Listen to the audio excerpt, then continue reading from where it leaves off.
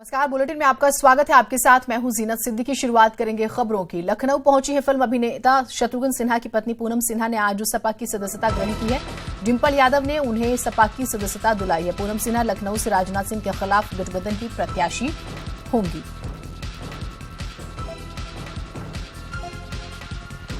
पूनम सिन्हा भी अब राजनीति के मैदान में आ गई हैं। वैसे खबरें उनके बारे में ये भी थी कि हो सकता है वो दरअसल बिहार से चुनाव लड़ ले जेडीयू की टिकट पर, लेकिन ऐसा नहीं हुआ।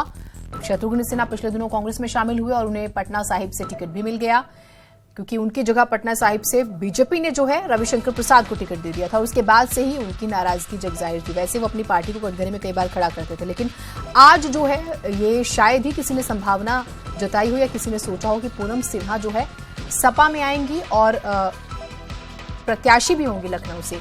और आज ही देखिए गृह मंत्री राजनाथ सिंह ने पर्चा दाखिल किया, हमने आपको तस्वीरें दिखाई थी, और अब पूनम सिन्हा उनके खिलाफ सपा की सदस्यता लेने के बाद प्रत्याशी।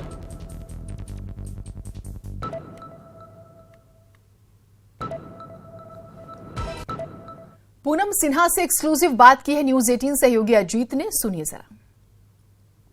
आप देख सकते हैं कि पूनम सिन्हा समाजवादी पार्टी कार्यालय पर मौजूद है और साथ में खुद डिंपल यादव मौजूद हैं।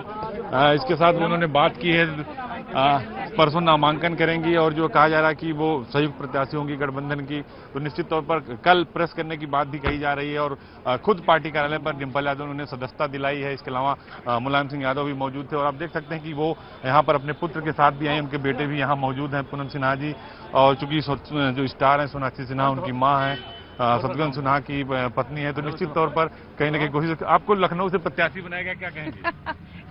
कल बताऊंगी। कुछ बोल दीजिए। थोड़ा थोड़ा बोलने से मजा नहीं आएगा, आपको भी नहीं मजा आएगा। राजनाथ सिंह है यहाँ से प्रत्याशी। कोई बात नहीं। कैसे चुनाव लड़ेंगे? अरे बहुत अच्छी तरह से लड़ेंगे। क्यों मैम? हाँ बोल तो रही हूँ, बहुत अच्छी तरह से लड़ेंगे। हार जाएंगे वो? कड़ी चुनौती पेश करेंगे। कितनी चुनौती है? चलिए तो देखा आपने कि पूनम सिन्हा थी, उन्होंने साफ तौर पर कहा कि चुनाव लड़ेंगे। हालांकि जो विस्तार से जो बात करेंगे वो कल बात करेंगे, लेकिन चुनाव अच्छे से लड़ेंगे और जीत का उन्होंने निशान दिखाया, थंब दिखाया कि हम अच्छे से चुनाव लड़ेंगे। यानी लड़ाई आसान नहीं होगी लखनऊ की। राजनाथ सिंह के खिलाफ पूनम सिन्हा अब चुनावी मैदान में उतर चुकी हैं। हालांकि डिंपल यादव भी उनके साथ थे, उन्होंने कहा कल जो बात होगी कल होगी, कल प्रेस होगी। हालांकि आज उन्होंने मीडिया से बात नहीं की, लेकिन पूनम सिन्हा ने न्यूज 18 से जरूर बात की और कहा कि हम अच्छे से लड़ेंगे चुनाव और बाकी बातें बाद में होगी। वीडियो जर्नलिस्ट अखिलेश के साथ अजीत सिंह, न्यूज 18 लखनऊ। और बाद में क्या बातें होंगी न्यूज 18 आपको वो भी दिखाएगा। लखनऊ लोकसभा सीट से बीजेपी के प्रत्याशी और केंद्रीय गृह मंत्री राजनाथ सिंह ने अपना नामांकन दाखिल किया। इस दौरान बीजेपी के कई दिग्गज नेता उनके साथ मौजूद रहे। नामांकन से पहले राजनाथ सिंह ने हनुमान मंदिर में दर्शन पूजन कर आशीर्वाद भी लिया। तो जैसे कि हमने जिक्र किया, सुबह से ही हम गृह मंत्री राजनाथ सिंह का जिक्र कर रहे हैं। उनके सियासी सफर से भी आपको रूबरू कराया और एक बार फिर से लखनऊ की जिम्मेदारी वो संभाल रहे हैं। 1991 के बाद से लखनऊ सीट की जब हम बात करते हैं तो बीजेपी का गढ़ रही है, बीजेपी का ही कब्जा रहा है। और पहले अटल बिहारी वाजपेयी जी यहां से रहे 5 बार सांसद, फिर लालजी टंडन जी 2009 में, 2014 में राजनाथ सिंह यहां से बनते हैं सांसद और एक बार फिर से यहां की जिम्मेदारी जो है वो ले रहे हैं।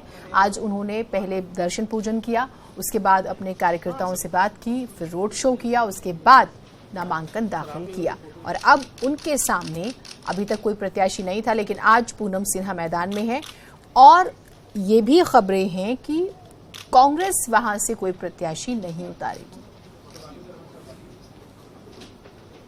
2 तस्वीरें आपको दिखा रहे हैं। पहली तस्वीर दरअसल जो है दर्शन पूजन की, सुबह जब उन्होंने दर्शन किया भगवान का, बजरंग बली जी का, और उसके बाद की तस्वीर नामांकन जब वो अपना दाखिल कर रहे थे उस वक्त की। 2 तस्वीरें आपको नजीर।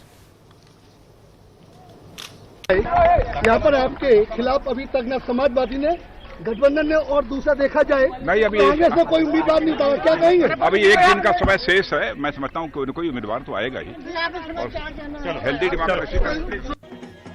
गृह मंत्री राजनाथ सिंह ने भव्य जुलूस के साथ प्रदेश कार्यालय निकलकर कलेक्ट्रेट में आज नामांकन दाखिल कर दिया।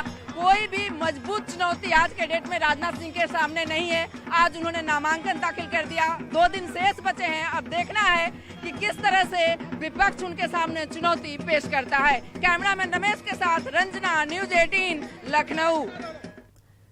लोकसभा चुनाव में अपने दल को एक भी सीट न मिलने से नाराज बीजेपी के सहयोगी दलों में शामिल सुहेल देव भारतीय समाज पार्टी ने आज सूबे की 39 सीटों पर चुनाव लड़ने का ऐलान कर दिया। इस दौरान बीते कई दिनों से सीटों की मांग को लेकर बीजेपी के शीर्ष नेतृत्व के साथ हुई कई असफल बैठकों के बाद आज सुभासपा के राष्ट्रीय अध्यक्ष ओम प्रकाश राजभर ने राजधानी लखनऊ में प्रेस कॉन्फ्रेंस की, जिसमें अब सुभासपा के बीजेपी के खिलाफ चुनाव लड़ने का फैसला किए जाने की जानकारी देते हुए सूबे की 39 लोकसभा सीटों पर अपने उम्मीदवारों के नामों का ऐलान भी कर दिया। बीजेपी के सहयोगी संगठन में शामिल सुभासपा ने बीजेपी के खिलाफ मोर्चा खोलते हुए यूपी की 39 लोकसभा सीटों पर अपने उम्मीदवारों का नाम का ऐलान कर दिया है। ऐसे में सुभासपा के राष्ट्रीय अध्यक्ष ओम प्रकाश राजभर हमारे साथ मौजूद हैं, जिनसे हम जानेंगे कि सर क्या नाराजगी थी, क्या आपकी बात नहीं बनी, किस कारण से आपने ये फैसला किया। देखिए, हमारा प्रयास रहा कि हम भारतीय जनता पार्टी भारतीय समाज पार्टी गठबंधन धर्म निभावें। भारतीय समाज पार्टी की तरफ से हमने पूरी कोशिश किया, लेकिन भारतीय जनता पार्टी ने गठबंधन धर्म निभाने के लिए वो तैयार नहीं है, एक भी सीट देने को तैयार नहीं है। हम सहयोगी दल हैं, हम आपको लोकसभा चुनाव में एक सीट मांग रहे हैं। हमने आपसे कहा कि ये सीटें इसमें से जो देना हो आप दे दीजिए। उल्टे हमको कह रहे हैं कि आप हमारी पार्टी से लड़ जाओ, तो हम उनकी पार्टी से सिंबल से उनके चुनाव लड़ जाएं, मतलब पार्टी खत्म कर दें। जो 14 साल तपस्या किए हैं, जो संगठन बनाए, उसको ख़त्म कर दें। इस नाते हमारी पार्टी के लोगों ने कल हमसे खुद हमको आदेश दिया है कि 6 तारीख को कहा था तूने बताने के लिए, अध्यक्ष सुनो, हम मंत्री नहीं हो, पार्टी के अध्यक्ष हो, जाओ ये प्रत्याशी हम लोग तय कर रहे हैं, इनकी सूची जा करके प्रेस करो, और हम मैदान में जा रहे हैं पर्चा भरने। लोग पर्चा खरीद रहे हैं।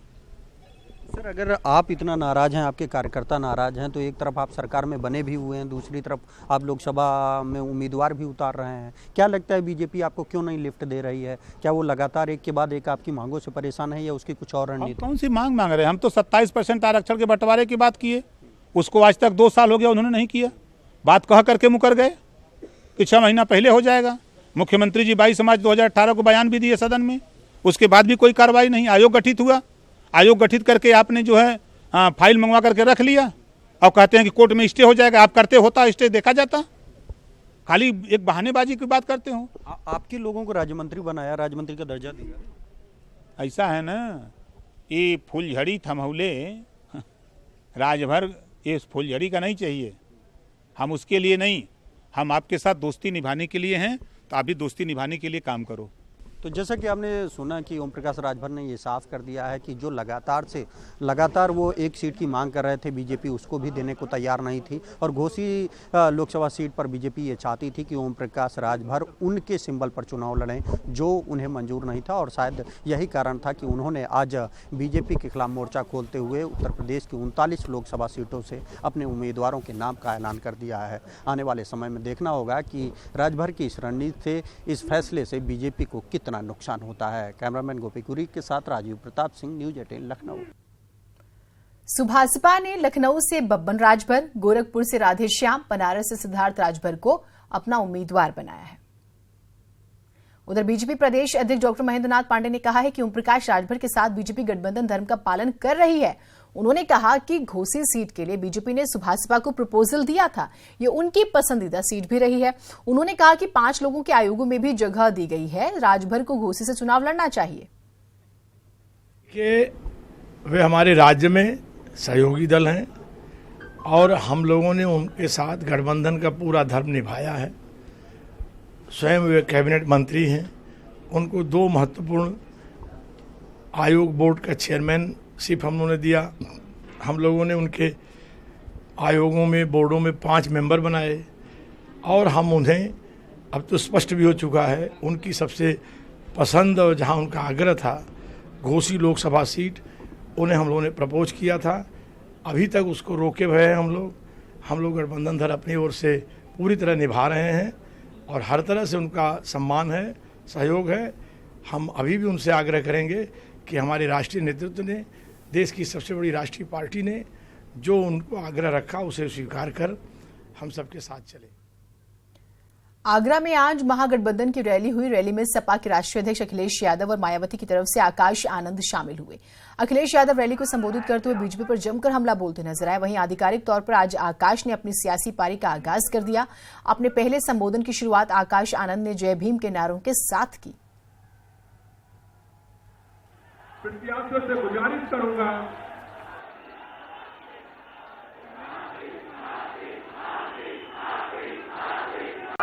तुम्हारी मांगते जिंदाबाद जिंदाबाद जिंदाबाद। ऐसे आप संघर्ष करो, तुम्हारे साथ हैं। ऐसे आप